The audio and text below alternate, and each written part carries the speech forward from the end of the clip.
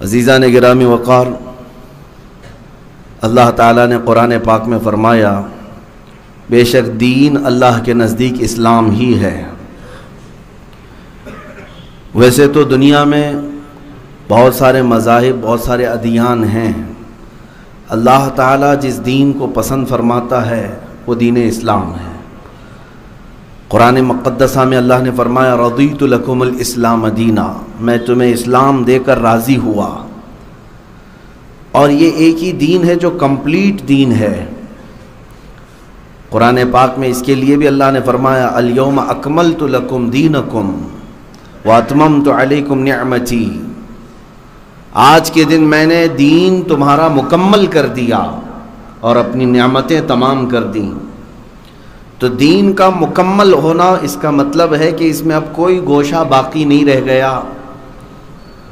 انسان کے پیدائش سے لے کر اس کی موت تک کے جتنے مسائل ہو سکتے ہیں ان سب کا حل اسلام نے پہلے عطا کر دیا۔ حتیٰ کہ آج کی نئی ایجادات کے متعلق بھی اگر سوال کیا جائے تو اسلام اس کے متعلق رہنما اصول بیان کرتا ہے۔ اسلام یہ فلیکسیبل ہے، اسلام قیامت تک کے لیے دین ہے اور قیامت تک آنے والوں کے لیے بہترین سفیشینٹ مسائل بیان کرتا ہے۔ لیکن ایک چیز اسلام کی خاصیت یہ بھی رہی ہے، ستیزہ کار رہا ہے ازل سے تا امروز، شرار ابو لہبی سے چراغ مصطفی۔ مطلب یہ ہے کہ پہلے دن سے ہی اسلام کو مخالفتوں کا سامنا کرنا پڑا ہے اور آج تک اسلام مخالفتوں کا سامنا کر ہی رہا ہے اور آخر تک یہ چلتا رہے گا۔ شرار ابو لہبی سے چراغ مصطفی کا ٹکراؤ ہوتا رہے گا، لیکن چراغ مصطفی ہمیشہ غالب تھا اور غالب رہے گا۔ اسلام کو جن چیلنجز کا مقابلہ کرنا پڑا ہے ماضی میں بھی، وہ آج حال میں اور ڈبل ہو چکے ہیں اور مستقبل میں اس سے بھی زیادہ ہو سکتے ہیں۔ لیکن ایک بات میں آپ کو بتا دوں،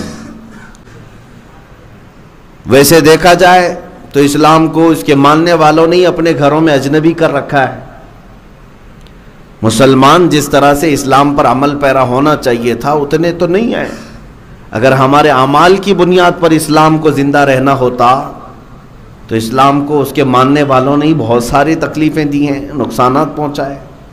لیکن یہ دین اسلام اپنی حقانیت کی بنیاد پر اور رب ذوالجلال کی حفاظت کی بنیاد پر زندہ ہے اور زندہ رہے گا۔ آج ایک بات کی طرف میں آپ کو لے جانا چاہتا ہوں، مسلمانوں، ہمارے لیے دین کوئی ایک رسم رواج اور ریت کا نام نہیں ہے، ہماری جان کا نام ہے۔ دین اسلام جس سے وابستگی کے بعد ہم ایک انسان سمجھے جاتے ہیں، اور دین اگر ہمارے اندر نہیں ہے تو پھر انسانیت بھی نہیں ہے۔ اور دین کی پوری بنیاد کیا ہے، دین کی اصل کیا ہے؟ آپ کو کہا جائے گا آپ دیندار ہیں، آپ اسلام کو ماننے والے ہیں، لیکن میں یہ پوچھتا ہوں کہ دین ہے کیا؟ کس چیز کو دین کہتے ہیں؟ نماز روزہ حج و زکوٰۃ کرنے والا، ٹوپی داڑھی رکھنے والا، جبہ امامہ پہننے والا دین اس کا نام ہے؟ نہیں، بمصطفیٰ برساں خیش کے دی ہماؤست۔ اقبال نے کہا ہے کہ اپنے آپ کو نبی پاک کے قدموں تک پہنچا دے، یہی دین ہے۔ گرب او نہ رسیدی تمام ابو لہبیست، اور اگر وہاں تک نہیں پہنچ سکے تو پوری زندگی ابو لہب کی طرح ہے۔ اب پتہ یہ چلا کہ زندگی دین کیا ہے، نبی پاک صلی اللہ تعالی علیہ وسلم کے قدموں پر مر مٹنا، یہی دین ہے۔ وہاں تک اگر نہیں پہنچ سکا تو دین بھی نہیں ہے۔ تو اب یہاں سے ذمہ داری کے ساتھ کسی کو دیندار کہنا، ہر داڑھی والے کو اور ہر ٹوپی والے کو اور ہر حج کر کے آنے والے کو ہی دیندار کا لقب نہ دیا جائے۔ دیندار وہ ہے جو نام مصطفیٰ پر گردن قربان کرنے کو بھی تیار رہتا۔ دیندار وہ ہے، دین اصل یہی ہے۔ اب جو بات مجھے عرض کرنی ہے وہ یہ ہے کہ اسلام کو جن چیلنجز کا سامنا ہمیشہ کرنا پڑا ہے وہ روز اول سے ہی پہلے دن سے ہی اسلام کو ان چیلنجز کا مقابلہ کرنا پڑا ہے. جھوٹی افواہیں پھیلانا اسلام کے خلاف، بانی اسلام محمد رسول اللہ صلی اللہ تعالی علیہ وسلم کی ذات کو ٹارگٹ کرنا، غریب مسلمانوں کی موب لنچنگ کرنا، یہ پہلے دن سے چلا ہے. یہ چیلنجز جو ہے آج کے نہیں ہیں. جھوٹی افواہیں پھیلانا اسلام کے متعلق کہ یہ ہتھیارے ہیں، ڈکیتی ہیں، یہ لٹیرے ہیں، یہ مار پیٹ کرنے والے ہیں، یہ افواہیں پہلے سے بھی پھیلائی جاتی رہی ہیں، آج ہی کے زمانے میں نہیں. اور رسول پاک کی ذات کو لے کر کے بھی پروپیگنڈے اس وقت مکہ والے پھیلاتے تھے کہ وہ جادوگر ہیں، وہ شاعر ہیں، وہ ساحر ہیں، یہ بھی باتیں چلتی تھی. اور اس کے علاوہ جو غریب مسلمان نظر آتے ان کو پکڑ کر کے پیٹنا، مارنا، یہ موب لنچنگ مکہ والے کرتے تھے. لیکن میرے عزیزوں، ان تمام چنوتیوں کے باوجود نہ اسلام تب رکا تھا نہ آج رکے گا. تھمتا نہ تھا کسی سے سیل رواں ہمارا. اقبال نے کیا ہی خوب کہا ہے، کچھ بات تو ہے کہ مٹتی نہیں ہستی ہماری، کچھ بات تو ہے کہ مٹتی نہیں ہستی ہماری، صدیوں رہا ہے دشمن دور زماں ہمارا، اور توحید کی امانت سینوں میں ہے ہمارے، آسان نہیں مٹانا نام و نشاں ہمارا. یونان و مصر و روما سب مٹ گئے جہاں سے، یونان و مصر و روما سب مٹ گئے جہاں سے، باقی مگر ہے اب تک نام و نشاں ہمارا. باطل سے ڈرنے والے اے آسماں نہیں ہے ہم، 100 بار کر چکا ہے تو امتحان ہمارا. یہ اقبال نے بہت اچھے انداز میں ان دشمنوں کو کہا تھا جنہوں نے یہ پلان بنایا راتوں رات کہ کل کی صبح اٹھیں گے اور اسلام کو ختم کر دیں گے. کسی کے پاس 5 سال کا پلان ہے، کسی کے پاس 10 سال کا پلان ہے کہ اسلام اور مسلمانوں کو جڑ سے ختم کرنے کے لیے منصوبے ہیں. یہ لفاظی نہیں کر رہا ہوں. ہاں، یہ صرف اور صرف ہندوستان میں نہیں ہے، گلوبل لیول پر اگر دیکھا جائے پورا ورلڈ اس میں ملوث ہے، اور سب کا ٹارگٹ ایک ہی دین ہے، اسلام. سب کا ٹارگٹ اسلام ہے. ظاہر سی بات ہے کوڑیوں سے کوئی نہیں نفرت کرتا، جلتا نہیں. جو حسن والا ہے اسی سے حسد بھی ہوتا ہے، اور انہیں سب کو پتا ہے کہ اگر دنیا میں کوئی حسن والا ہے تو وہ دین اسلام ہی ہے، جو ظاہر میں بھی حسین ہے اور باطن میں بھی حسین ہے. یہ اسلام ہی ہے جو انسان کو انسان بناتا ہے، اور دنیا یہ نہیں چاہتی کہ یہاں پورا انسان بن سکے. میں چند مثالیں آپ کے سامنے رکھنا چاہوں گا کہ اسلام ہر زمانے میں ٹارگٹ رہا، آج بھی ہے، آج بھی ہے. اور میرے آقا نے کیا سچ فرمایا، ابو داؤد شریف کی حدیث ہے، یوشک ان تداعى علیکم الامم کما تداعى الاکلۃ الی قصعتها. حضور اکرم صلی اللہ تعالی علیہ وسلم فرماتے ہیں قریب ایک زمانہ ایسا آئے گا تم دیکھو گے کہ میری امت پر ساری جماعتیں جھپٹ پڑیں گی، ایسے جیسے بھوکا برتن پر جھپٹتا ہے.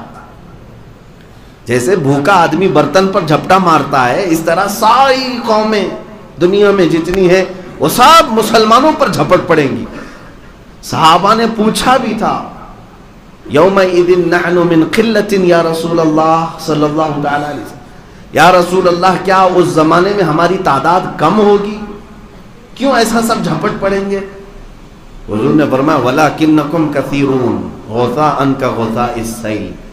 فرماتے نہیں، تمہاری تعداد تو بہت زیادہ ہوگی، بہت زیادہ ہوگی، لیکن تمہاری حیثیت جو ہے سمندر کے جھاگ کی طرح ہے، ہواؤں سے اڑ جائے گی، پیورٹی نہیں ہوگی، مخلص لوگوں کی تعداد کم ہوگی، لاٹے ڈنڈے سے بھاگ جانے والے انہی کو سمندر کے جھاگ کے برابر کہا گیا ہے. ادھر سے آنکھ دکھایا ادھر چلا گیا، ادھر سے آنکھ دکھایا ادھر چلا گیا. یہ وہ لوگ ہیں جن کو سمندر کے جھاگ کی طرح کہا گیا ہے. میں آج آپ کو بتاتا ہوں کیا یہ حدیث پاک صادق نہیں آتی؟ آج ہر ایک کا ٹارگٹ آج اسلام کیوں ہے؟ ہر ایک کا ٹارگٹ آج اسلام کیوں ہے؟ میں نے ایک چٹھی لکھی، ایک بڑے عہدیدار ہیں، ادھیکاری ہیں، ان سے میں نے ایک ریکویسٹ کی ہے کہ مجھے ڈیفینیشن چاہیے ایک چیز کا، ایک چیز کی تعریف. اصطلاح میں دہشت گردی کسے کہتے ہیں، ڈیفائن کر کے ہمیں دے دو. ظاہر سی بات ہے کوئی تو اس کی تعریف ہوگی نا، کوئی ڈیفینیشن ہوگی. آتنکوادی کسے کہتے ہیں، دہشت گرد کسے کہتے ہیں، ٹیررسٹ کسے کہتے ہیں. ان صاحب نے اورلی تو کہا کہ جو کمیونٹی کو اور ملک کو نقصان پہنچائے اس کو آتنکواد کہتے ہیں. لوگوں کے لیے جو نقصان پہنچائے اور دیش کو جو نقصان پہنچائے. لیکن یہ تو اورلی کہا گیا ہے. میرے عزیزوں، اس ڈیفینیشن پر اگر دیکھا جائے تو ہزاروں لوگ اترتے ہیں، لیکن ان میں سے کسی کو بھی آتنکواد اور دہشت گرد نہیں کہا جاتا. مسلمان چاقو رکھ لے تو دہشت گرد ہے، مسلمان کے پاس بلیڈ بھی مل جائے تو آتنکواد نہیں. لیکن کوئی دوسری قوم کسی کو ٹائر میں جلا کے مار ڈالے، نہیں، وہ تو اس کی بھاونائیں ہیں، وہ تو اس کے جذبات ہیں. یہ جو ہیپوکریسی ہے پوری دنیا میں ہے، ایک جگہ کی نہیں. میں آپ کو مثال بتا دوں. پنجاب میں کچھ سکھوں نے مل کر کے ایک شخص کو مارا، اور اتنا مارا کہ اس کو مار ہی دیا، ختم ہی کر دیا. الزام کیا تھا اس شخص پر؟ کہ اس نے سکھوں کی گرنتھ کو جلایا تھا، مقدس کتاب کو، ہولی بک کو آگ لگایا تھا. تو سکھوں نے پکڑ کر کے اس کو مارا بھی، پیٹا بھی، کاٹا بھی اور ختم بھی کر دیا. لیکن اس پورے مسئلے کو، اس پورے ایشو کو میڈیا نے کہیں نہیں کہا کہ آتنکیوں کا حملہ تھا. نہیں کہا گیا کہ ان کی بھاوناؤں کو ٹھیس پہنچاتا، ان کی بھاوناؤں کو ٹھیس پہنچاتا، اس لیے انہوں نے ایک شخص کو مار ڈالا. اور ہونا بھی نہیں چاہیے. میں خود بھی منع کرتا ہوں، کسی کی بھی مقدس کتاب سے چھیڑ چھاڑ نہیں ہونی چاہیے. آستھا کا مسئلہ ہے، جذبات کے، کوئی بھی بے قابو ہو سکتا ہے، ہم مانتے ہیں. لیکن سیم مسئلہ دوسری جگہ قرآن پاک کے ساتھ اگر ہو، اور ہوا بھی، قرآن پاک کی بے ادبی بنگلہ دیش میں ہوئی، اور وہاں پر بھی کچھ بنگالی مسلمانوں نے کسی کو پکڑ کر کے مارا، لیکن وہ سارے آتنکوادی ہو گئے، وہ سارے ٹیررسٹ ہیں. کیوں؟ قرآن کے نام پر ایک شخص کو مارا کیسے؟ یہ ان کے اندر کٹرتا ہے، یہ ان کے اندر شدت ہے. یہ جو دوہری پالیسی ہے، یہ صرف اور صرف اسلام اور مسلمانوں کے ساتھ اپنائی جاتی ہے.